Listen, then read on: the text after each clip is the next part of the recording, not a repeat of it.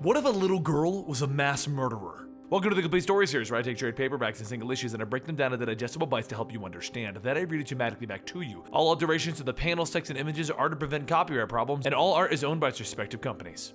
This is another indie book from Action Labs called Tomboy. I hope you guys enjoy.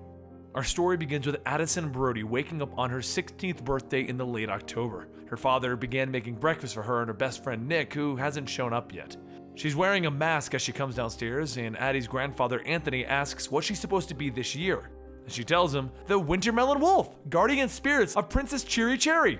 He asks her if she's getting a bit old for that baby cartoon, and she tells him, nice try, we're still watching the box set of Candy Castle later. While Addie and her father begin singing the theme song, her father's phone goes off, and Mark is called into work. He's a medical examiner, and the call that he received was for him to hurry down to the lake because the police found a body. But as he gets there getting ready for his examination, he drops his recorder seeing who the victim is, his godson and Addie's friend, Nick. Later at school, Addie sits with her friend Jessica, who just gave her a phone charm of Princess Cheery Cherry, and it even came with a ringtone so that they can match. Jessica tells her not to worry about Nick. Knowing him, he's probably just got some big surprise planned for her later after school or something. But later, during hockey practice, one of the coaches receives a call about their missing student Nick, explaining that he was murdered. The caller tells her that they needed to inform her and make sure not to tell anyone. But behind her, in the supply room, Addie overhears the conversation, and she falls over telling herself, it can't be true. Elsewhere though, Mark decided that since Nick and his family were close to theirs, he would be the one to tell Nick's father. But when he goes to their home and he knocks on the door creaks open, and he rushes in to see why things are all quiet, and that's when he finds Nick's father's body hanging and bloody, with Trent pharmaceutical papers scattered around everywhere. Back with Addie, she takes the train home when she overhears two officers talking about this something, while the other officer tells him not too loud, she might overhear him. But Addie just starts staring back at her phone, waiting for Nick to finally message her back. One officer says that the guy, Nick's father, had it coming. If only he had just given them the drive instead of playing hero. That way his son wouldn't have had to take one between the eyes either. As the cops go on talking about killing Nick and his father, Addie overhears a voice telling her, wake up, they took it. She looks over to see the other part of her necklace, the one that she gave Nick. The officer took it off Nick as a trophy, and all Addie can do is sit and cry. But the voice keeps telling her, wake up, they took my heart. Suddenly the Princess Cheery Cherry charm takes shape, telling her to wake up. You have to transform! And then Addie's eyes go black. Princess Cherry tells her, let's go! So Addie pulls down her mask and she takes out her hockey stick, and then a bloody tooth falls to the ground. Back home, Anthony hears a knock at his door, and when he opens it, he sees Addie standing there all bloody, and she tells him, please, I need help. A little while later, Anthony begins burning and cleaning up after Addie's incident, when he hears on the news that two officers were brutally beaten earlier, but one is said to recover. While cleaning her bags, he finds an eyeball in there along with a USB drive labeled Trent Pharmaceutical. A short while later, Dr. Iris receives a call from Anthony telling her that he needs her help. She tells him that she didn't expect to hear from him. He had gotten out of this sort of business. They made a deal, remember? And he tells her, I know, but it's my granddaughter. She needs help. And Iris tells him, all right, tell me more about your granddaughter and her troubles. I'll make it all better. Addie sits in her room telling herself, I killed those men. And then Princess Cheery Cherry appears before her telling her, they deserved it for the bad things that they did. Addie tries to say that she shouldn't have done it, it was wrong. But Princess Cherry tells her, it's only wrong if you're a bad person. And Addie asks her, then what am I then? And another voice tells her, you're not a bad person. You're a hero. My hero. And then she sees Nick's body appear before her. Over in the hospital, Detective Tico gets a call stating that he recovered a USB drive from the officer himself, but it got destroyed. Tico is there to visit the officer who was injured to see if he can get some kind of information, but as he hangs up the phone, we see that the officer is doing nothing but singing the Princess Cheery Cherry theme song, stating, Little Red Riding Hood. Tico tells himself that this is all useless garbage and he leaves, and once he's gone, the door shuts and Iris appears. The officer says, I'm feeling fine, and Iris tells him, I know. I'm just here to make sure it stays that way. A little while later, Iris goes to meet Anthony in the park and tells him that the officer won't be saying anything coherent. But there was a detective there before she arrived. It sounded like they were mixed up in a lot of bad business. He tells her, well, it's a lot bigger than a couple of dirty cops, and he hands Iris a USB drive. Iris tells him that Irene Trent is Devil Incarnate. You shouldn't get involved, Anthony. Your days as Justicar are over. And he tells her, I'm already involved, and Addison's world changed overnight. She'll need direction, purpose. Iris tells him, you're a fool. I should have killed you on that gurney 30 years ago, which makes me the fool. But I won't make that same mistake twice.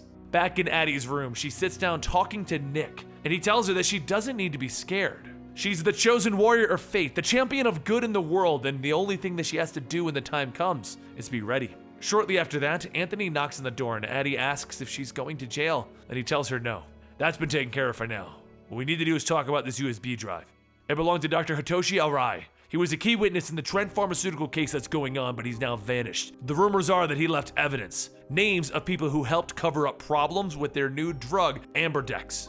Addie suggests they take it to the police, but Anthony tells her, think about what they did to Nick and his father. What do you think they'll do to you? She tells him that she could just sit here. He doesn't understand, and he tells her that she would be surprised how much he does. The question is, can you do it again? Over in the River Grove PD, Tico sits in his office trying to figure out his next move. However, another officer comes in, handing him a picture from a camera that was taken a while after the attack on the officers. The picture is a young girl running from the crime scene.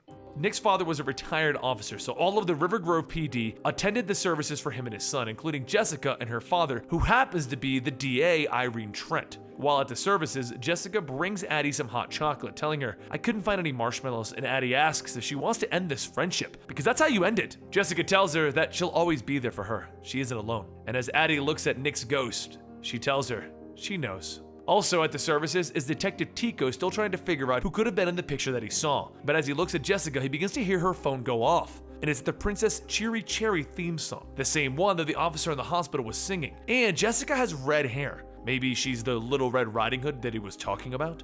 Once the services are over and everyone's left, Anthony tells Addie that she should come with him. He has something to show her. He leads her into a bomb shelter that was built under the house long before they even bought the house. Addie says that she can't believe that they've had a secret hideout this whole time. Does her dad even know about this? And Anthony tells her, no, and for our sakes, we're gonna keep it that way. I'm too old to fight this one, but I can train you, and this time there won't be any mistakes. There's only one rule. Let justice be done though the heaven falls, meaning justice must be done no matter the consequences. No gray area, no mercy, no doubt. When you're out there is only one rule. No crime goes unpunished, Addie. No criminal walks away. No matter who they are or what they've done, the sentence is death. Just don't forget that, because if I hadn't, things would be different. And Addie asks him, what do you mean? Who's Justicar?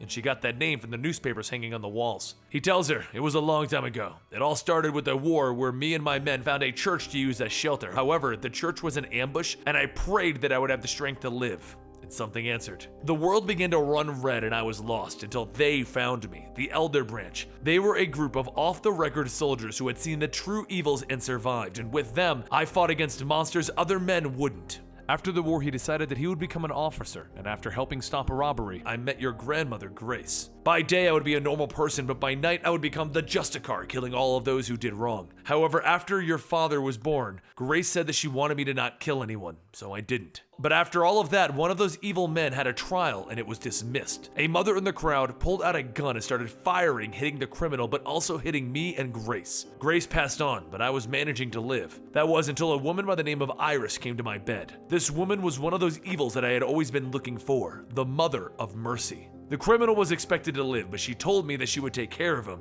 if I stopped what I was doing, so I agreed. Addie, there's no going back after today. You need to be ready for this. And she tells him, I will, I promise. Later, once Addie goes to bed, Anthony goes to his room to sleep. But he says he knows this isn't what she wanted when she asked him for another way. Things will be different. Grace. And he opens the door, revealing what appears to be the body of Grace. Months begin to pass, and the word of a vigilante begins to spread throughout the city as Addie's father, Mark, is pulled back into field work for all of these new cases. Later, Addie answers her phone, with Jessica stating that she was trying to locate her and if she'll allow it, but Addie presses no, as she finishes up her latest murder. Princess Cherry asks her, what's wrong? And Addie tells her, nothing. I just thought it would feel different going back to school after all of this. Like, maybe it was all just a dream? And Princess Cherry then asks, do you want this to be a dream? But after handing her an eyeball, she tells her no. She just wants Princess Cherry here and Nick. It's just that nothing feels right anymore. It's like something is bubbling up in my chest and I just have to rip it out. But whenever I'm with Jessica, that feeling goes away. Like I don't have to rip my own skin off. Princess Cherry tells her, that's your power growing inside of you. You can't doubt yourself now. Your human body is just fighting with the parts that your heart is trying to wake up. You have the potential to change the world. It's in your blood. And Addie says, no pressure, huh? Just then, Addie's phone goes off with Anthony telling her that her dinner's done and the two of them leave. Elsewhere, Irene Trent sits in her garden stating that the only reason that he is alive is because she allows it. Now all she wants to know is who else is on the list and what do the wake-up call signs at these murders mean. Dr. Hitoshi tells her to go to hell, and she tells him that she can understand him running to the district attorney thinking that he's doing right, but thankfully, he admirably responds well in exchange for the safety of his wife and daughter. So here, her loyal detective says the USB drive was destroyed, and the DA, Mr. Daniels there, is too scared to tell anyone because of how his family would be murdered. So that only leaves you, Dr. Hitoshi. Hitoshi tells her that whoever has the list, he hopes that she gets to meet him. And as she puts giant hedge clippers around his neck, she tells him she does too. And snip! Later, Addie lies in her bed with Nick, laying next to her asking what song she's playing, wondering if it's one of the ones from Jessica. Addie asks him if he's jealous, telling him that she just likes to relax to this song. And then she asks if her angel is jealous. He smiles, telling her, "Who said I was an angel? I'm whatever you want me to be," as he kisses her. This is a crazy story, but it's definitely an interesting one, and I am definitely intrigued to see where this is going to go. I'll be linking it down below if you want to check it out yourself. Don't forget to support the independent industry involved in comic books, and follow me on Twitter at Comicstorian. I'll see you guys next time right here.